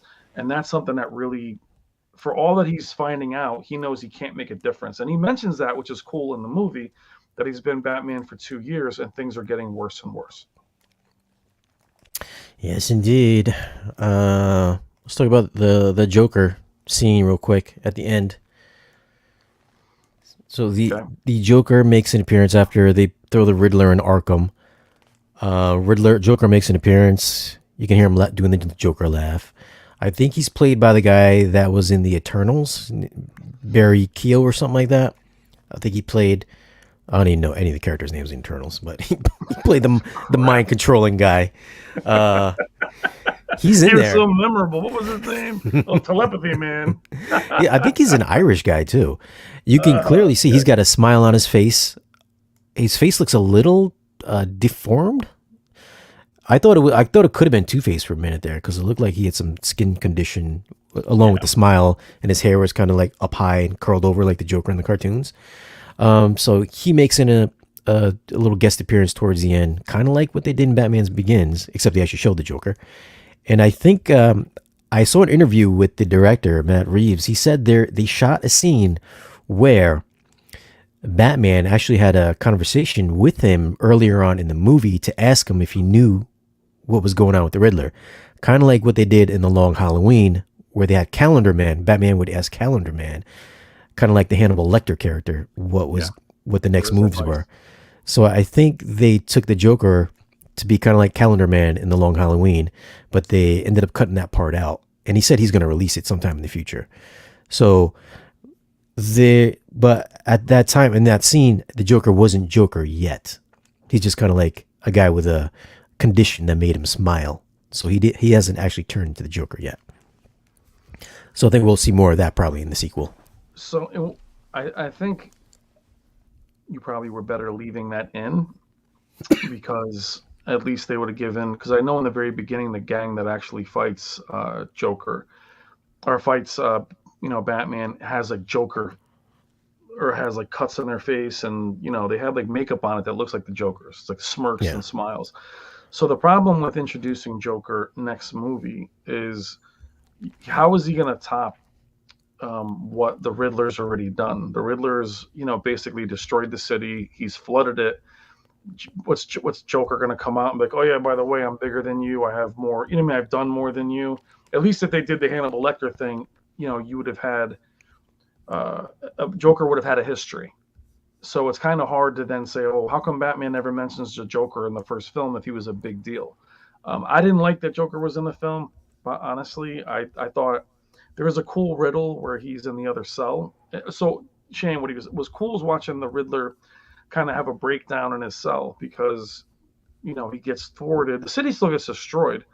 And you can hear the Joker talking to him about, it's a riddle about a friend, something about needing more. Yeah, something about a friend, yeah. Yeah, it was a cool, they should have just ended it there. But when they showed the Joker's, profile, it was very comic-y. It looked a lot like the Joker in Gotham, the video game. It was like a big nose and his hair was like this. I'm like, now you're getting stupid. You got like the Heath Ledger Joker looked real, like a real guy. I know that the director, Chris Reeves, is talking about that Joker that, he was alluding to was definitely more like the one from certain comics, which is deformed, not from a vat of acid, but something else. Yeah. But now you go into, a character that's in jail already. It's just kind of hard. It's going to be hard to interject him, but obviously they know what they're doing. But I didn't love that he was there. I thought it would have been better to have either a laugh or him say that, hey, friends. And then you're left to do what you want with it. But you clearly knew it was the Joker. I didn't love that. Yeah. Did you like the inclusion of him, Shane? I thought when I saw the face, I was like, this looks a little bit like Tommy Lee Jones's Two-Face because the way it was shaped. Side of it. Yep. Yeah. I was like, man, did he really fall into the acid? But then he was just like, yo, he's got a condition. I was like, man, his whole face is kind of screwed up though. So, I mean, I'm curious to see what he's going to do. Because he said something like he had the condition all his life, so life was hard for him, which mentally broke him down, which is how he became, mentally deranged and ended up in Arkham. And then he was saying that who came first, the villains or Batman? Batman came first, and all the villains turned into their alter egos as a response to Batman. So Joker's not the Joker yet. Yes, Yeah, and I think that's a cool thing versus Gotham, where Batman's like 7 years old, or he's young, and then now everybody's like, and that's again we talk about comics. Like, you're really gonna bring Poison Ivy out here? It's really hard to bring a lot of these characters in. But to your point, all these psychos um, feel very much like almost like the Joker in Batman Dark Knight. He's like, you're not one of them. Don't be one of them. So I think that's a cool thing. But I love the smallness of this movie, then how big it got, and then at the third, or I'd say ninth act, it turns into like a disaster film. The practical effects I thought were phenomenal. Um, Shane, I mean, one of my favorite scenes in the film was when they're fighting in complete darkness, and they had where you see him fighting, but the way the guns were going off, yeah, yeah, you yeah. can see how reckless he was. He was clearly getting hit, and that just visually was. I mean, I can't wait to see that on your projector and then see it at home. I mean, did you love the way it was? Let's talk about the way it was shot. Were you happy with the way it was shot? Yeah, I think it's in the trailer where they show Batman coming out of the darkness, and you just see the ricochet of the bullets coming Yep. off his chest plate, and yeah, it's just fucking. I think he said he shot that in three different parts and stitch it together, Okay. and it was like all done like practical. So they shot in the dark and they just filmed muzzle flashes coming off him while he's doing the martial arts on the guys. But that was a badass scene though. Like stuff like that, I wish they would not put in trailers because the first time I saw in the trailers, I was like, holy shit, that's awesome. Like I would now that I saw it in the theater, I was like I had already seen it, so like the that visceral impact, like I already knew what it was gonna happen. Like I wish they would keep that kind of stuff out of trailers, but it was still a badass scene though. Yeah, and that's exactly why I think with this one I really avoided trailers, because I've been down on movies the last 3 or 4 years. I mean, just anything I've seen, I was like, ugh. And the superhero films, Venom, I just can't watch them. I just think that they're terrible. I thought the Avengers movie seems that was great until Endgame, but I just wanted to stay away from it. I'm honestly all superheroed out, so I really avoid it. I want to give this one a fair shot, but I think again, going into this film, you almost have to get the other Batmans out of your mind, right, Shane? You have to basically say, okay, Nah, uh, this is a cop show. This is a fucking yeah, cop show. That's all it Dick is. Wolf, Yeah. Law and Order. Yeah. Shout out to my boy He's Paulie. Paulie, what's up, brother? My boy's in the chat. You guys have seen Paulie on the channel before. You'll definitely see Paulie more on the channel. Did he measure up to Christian Bale? I think Shane said it best when we talked. He wasn't as physically, not that Christian Bale is physically imposing. He looks very tall and very thin. Ben Affleck in real life is 6'4.5". He's a big guy. He's not a big Ben Affleck isn't a big imposing guy. He's a big guy anyway, and his outfit is more robotic. Christian Bale is pretty muscular. This guy just looks thin, but they made him look like he was freaking 10 feet tall. yeah. Yeah, he doesn't look like he would kick anybody's ass. Like I didn't think he would kick anybody's ass when he was in the cop jail there, the headquarters. I was like, yo, these guys would just jump you and just beat your ass. If that was Affleck or Bale, I could see where they would give him definitely a better fight. But I Yeah, just thought he looked like here's the thing with all the characters in this movie, like Selena or Catwoman, Batman, Riddler, and no one who's playing the Joker. These all look like what is it, Gen Xers or whatever? Like they're young. Like we know they're in their 30s, but they don't look like adults. Like Ben Affleck looks like an adult. Christian Bale looks like a man. They both those guys look like men. yeah, Like he still looks like he's a very young guy. This yeah. And I think Pattinson. he's in his early 30s. Yeah, But even the bodyguards, we joked, if you guys watch UFC, these twin bodyguards look like the fighter Cody Garbrandt, like really small, kind of little yeah, fade. Like, these are the bodyguards. So, yep. but I guess that's what made Patterson look taller than he is. I don't know how tall. I'm sure he's at least 6 feet tall. But he does not look very strong at all. Nope, But who nope. would you say the best villain is? Craig's asking the question. What's the best villain you think in all these films? All the Uh, Batman films. Well, just because there's only a yeah, couple in this film. yeah, I guess Heath Ledger would be the most memorable. I think. Yeah. I just I wish they would give Batman somebody more physical that he could like give us a good fight. Like, I get he's doing detective work and all that stuff, but I would like him to see him like fight somebody good, like maybe just Yeah. like even like a better version of Bane, because he really didn't. The fight scenes in Dark Knight Rises sucked. Yeah, well, you know what's funny? Other than the one where, Tom Hardy just picks him up and he's like, "Stand on," he goes, "Mr. Wayne." He picks him up and breaks him. That didn't wasn't great compared to the comic. For those who remember, that Bane on the original comic has him over his knee. But I think there's also a scene at the end which I had an issue with, is where he basically gets shot point blank range a couple times. He's a He's getting shot, and the he walks shotgun. forward, and the dude pulls out a double barrel and just tears him up. Just blasts Um, him. and he basically pulls out this green stuff, which we think is like a steroid. I promise you, that's probably Venom or is it Venom that Bane takes? Yeah, it looked like it. So yeah, so it literally gets him, up, and he takes care of business. But then, Yeah, like, he's still good. Like, he's not yeah. like tired or anything. So I thought that continuity, wasn't great. But I think, Bama fan, you are going to see a lot of people. Again, with this movie, you're not going to see anybody ripped. We get into the Marvel stuff and the superhero. They do ground this in reality. He has his shirt off a couple times. I'm like, damn, my boy needs to do some pull-ups.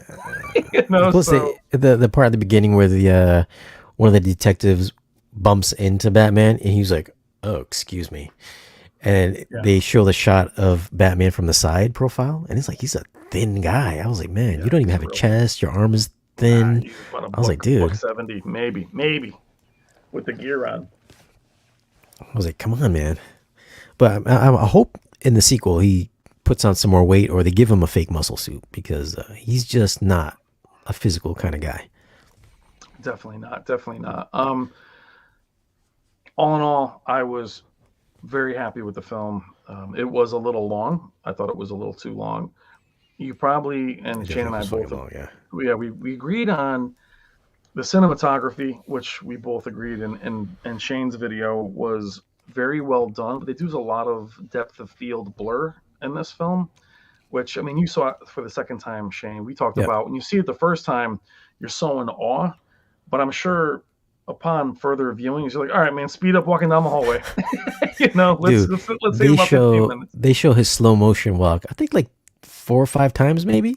I'm like, I get it. It's cool the first time. They show him like slowly walking up, like he's getting ready to kick somebody's ass, but they show his feet, and you're like, oh shit, he's coming out the shadows. Yeah. And then by like the third or fourth time, you're like, all right, I get it. And I was just like, Yeah, you're good. I was like, yeah. Then I was just thinking, look, if he had spurs on, that'd be fucking cool because he'd walk out like a cowboy. He goes, yo, because it was literally a close up to his heels. He goes, Yeah. I mean, you need some, I mean, the you know, Mandalorian did it several times in the show, where they show the Mandalorian's feet walking. Does the Mandalorian? I think he has spurs, I right? think he does. Yeah, Yeah, yeah. So I think it's he very much does. the same stuff as that. I mean, it's cool. Don't get me wrong. I do like him better than Bale because he's Batman through the whole thing. Bale was Batman maybe for like 25 minutes out of all his movies.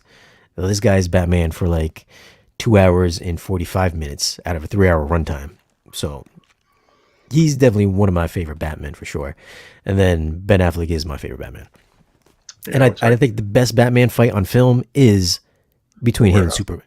No, not the warehouse, but him and Superman, because he's fighting somebody that's basically beyond his equal, that he outsmarts because he devised the kryptonite spear and kryptonite gas, He which he weakened made them. on his own. And that was the best Batman fight I think we've seen on film. Yeah, so I did not like Ben Affleck as Batman. I grew to like him. I just don't like the actor. I never liked the actor, but I think he grew on me. The problem is those movies. I wish they didn't quit on them. The Zack Snyder cut was obviously much better. Watching those films, you see, Ben Affleck is a talented guy, and a lot like Robert Pattinson.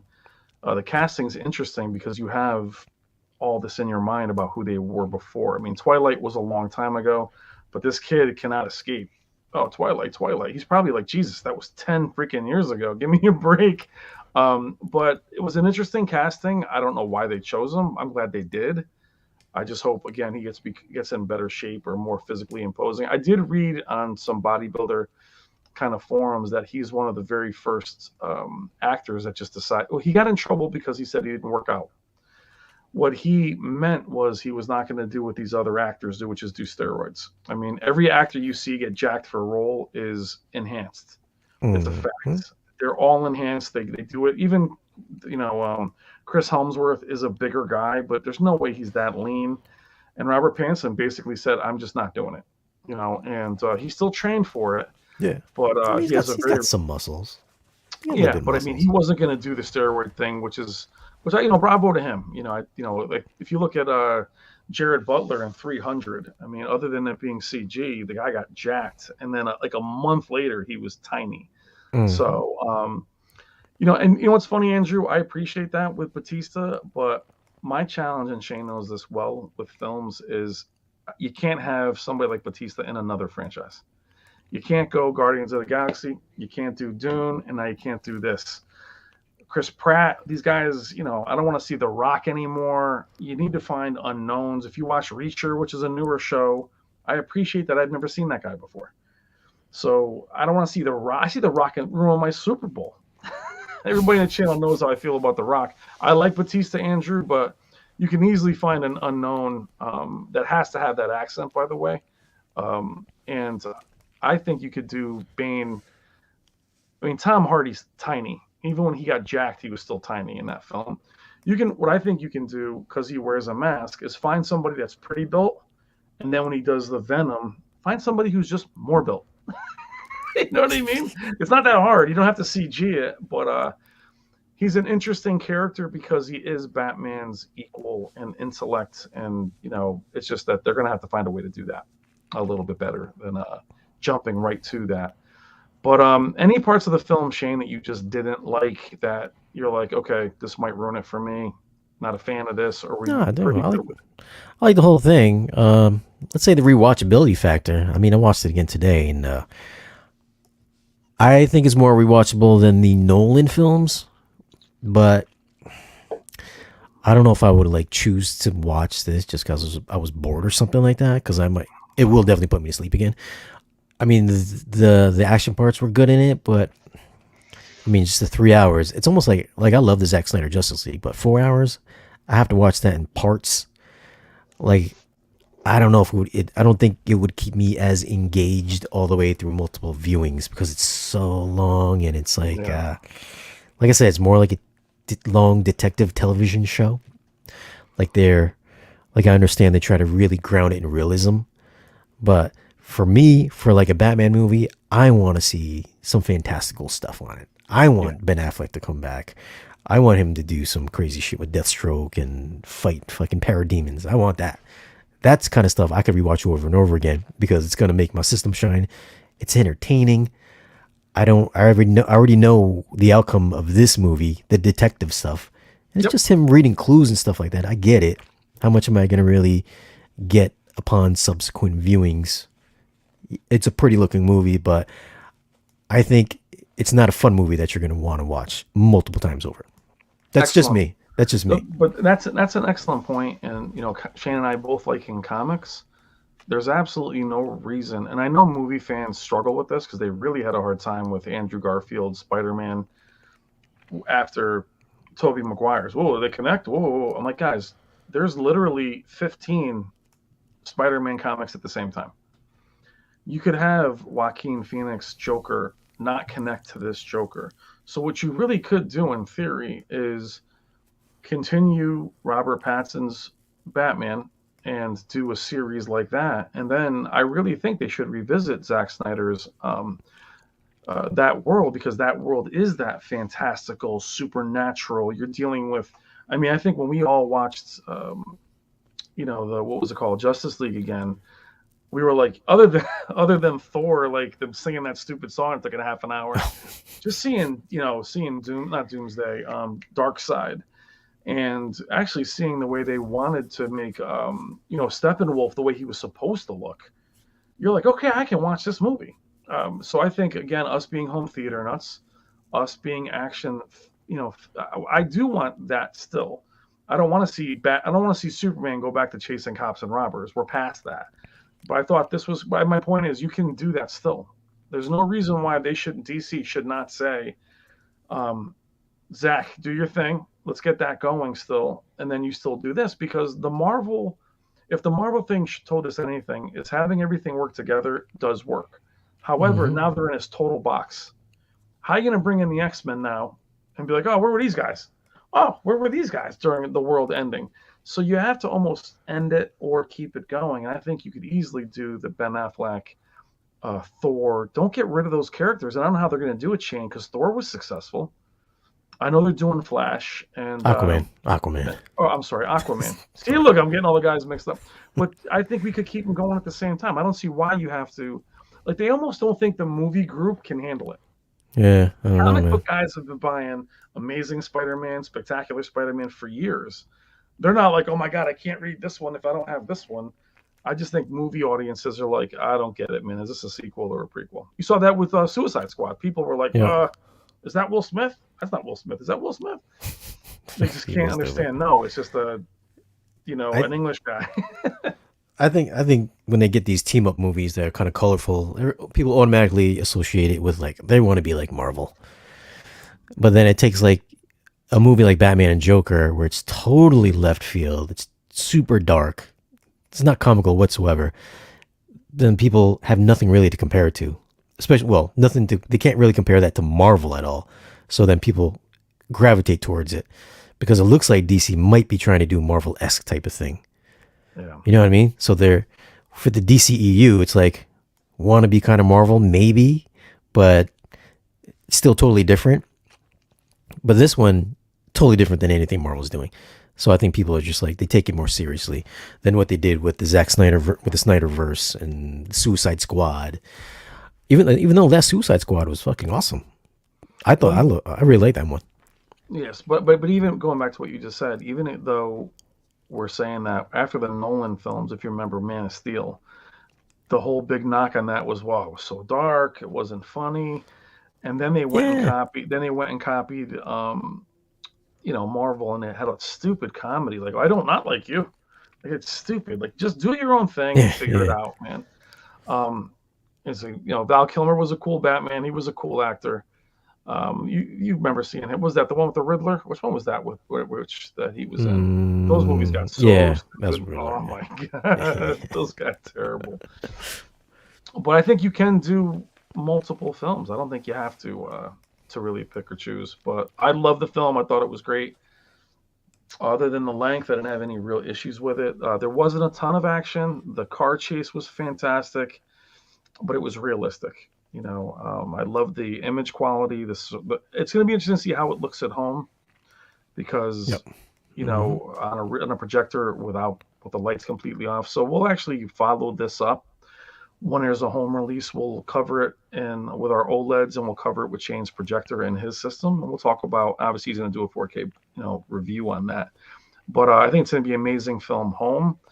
We'll see if the grain would hurt that in terms of black level. I don't know. I didn't see a grain filter. Did you, Shane? It I didn't hadn't look seen like any. we had. Yeah, I was right up on it today. I didn't see any green. So it was crispy, but it was still Yeah, filmic. yeah, it's very filmic for sure. It's gonna look good. It's gonna be bright. I mean, the Dolby Vision is bright. The HDR was bright on it. The flames and all that bright. The middle of the Yeah. screen, which is very contrasty, look Well, fucking the sharp. torches were very bright. I mean, the Hmm. film did make you squint a couple times. Like I said, other than those areas of blooming in the corners, I thought it was beautiful. There's a scene where they come out with Carmine Falcone, and they bring him into the light, and it's so bright, and it looks like it's 16K. It's crystal clear. You're Hmm. like, wow, that's amazing. But the detail in his outfits, his skin, the Batmobile, like everything, it had almost a steampunk look to it. His even his motorcycle, I thought it was all tangible. I loved it. But to your point, Shane, if you like the fantastical, the complete jet and all the cool gadgets, this isn't going to be that movie. And that's probably a Yeah, weakness of people that have seen. If you saw this first and then saw those, this is going to feel like a step back, I think, as far as technology. yeah. This is definitely is not a fun rewatchable movie. It's Yeah. like you really gotta like want to watch it. I guess I don't know. It's not like you just throw on a scene on the Justice League, be like, fuck, check this out. Fucking looks awesome, sounds awesome, fun, cool fight scene.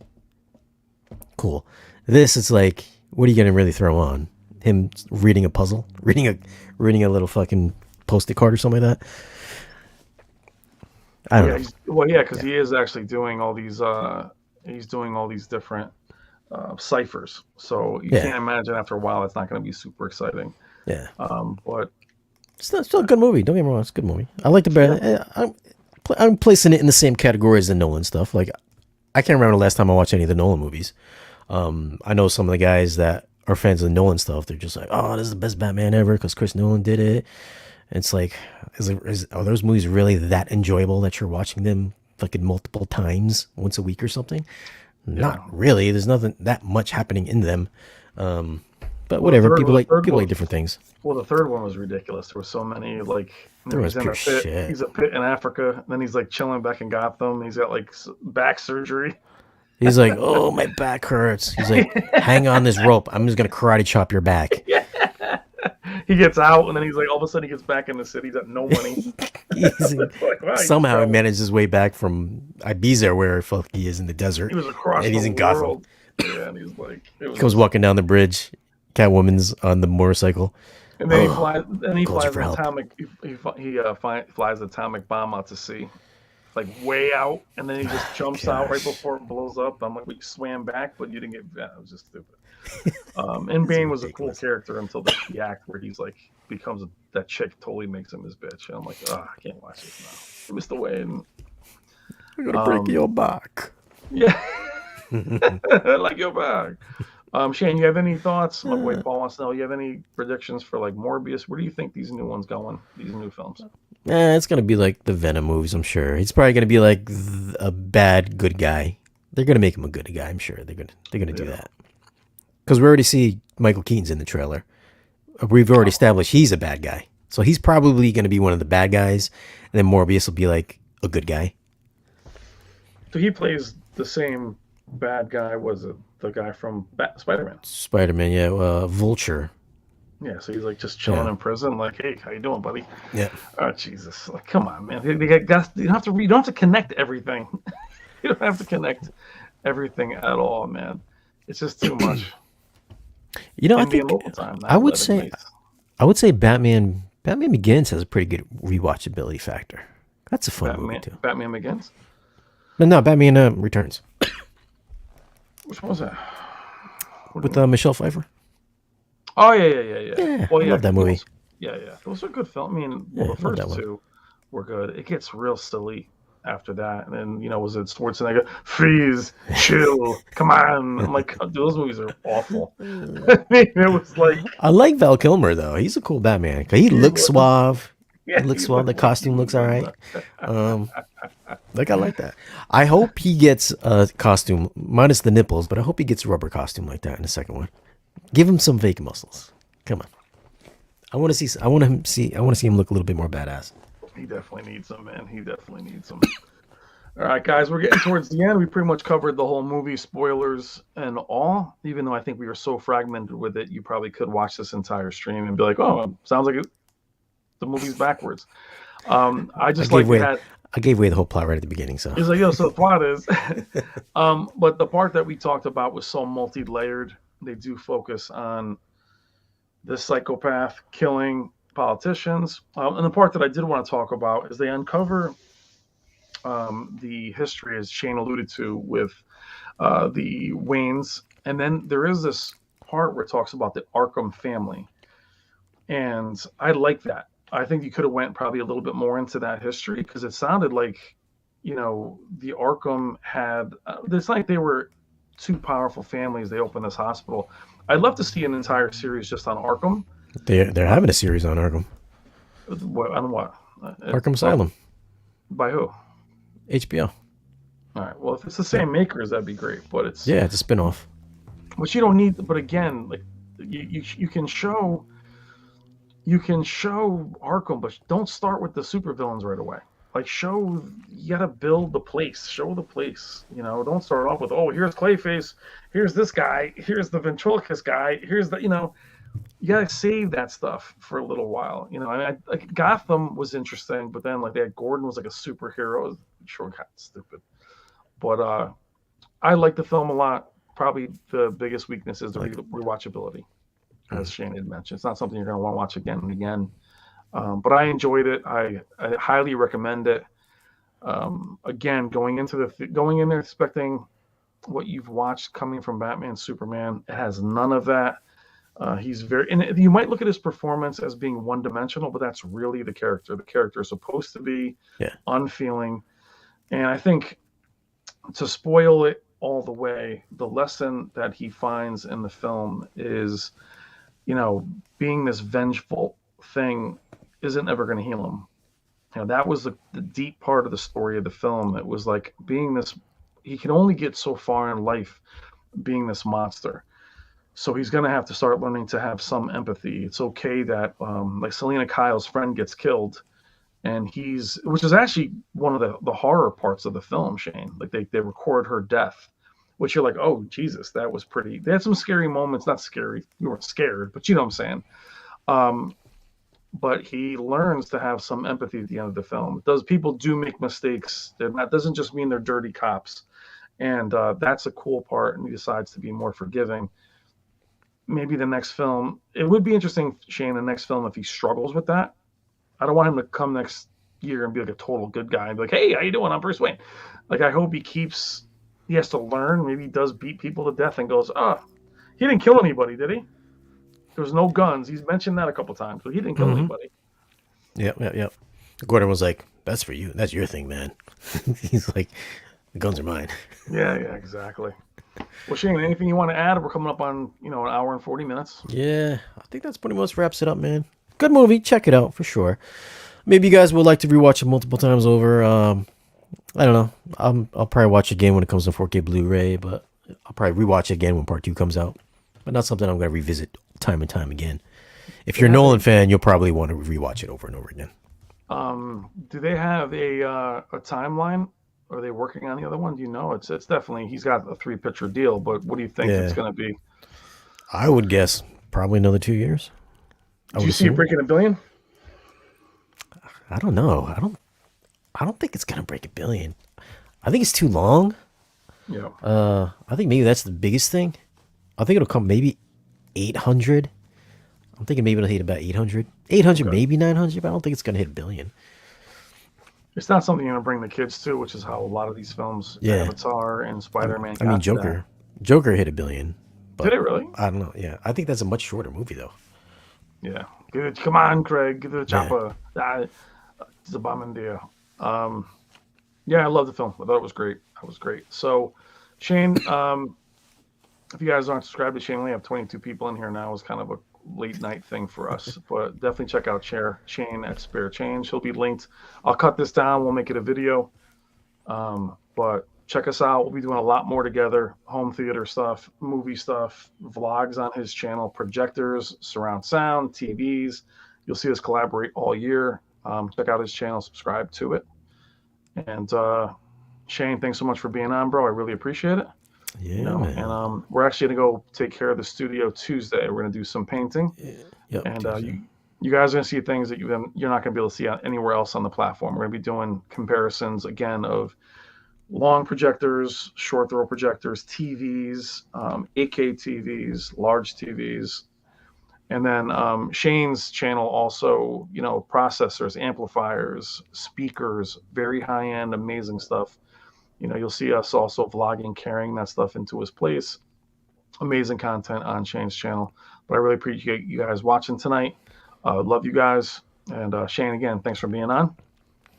All right, man. Have a great night. All right. See ya. All right, later.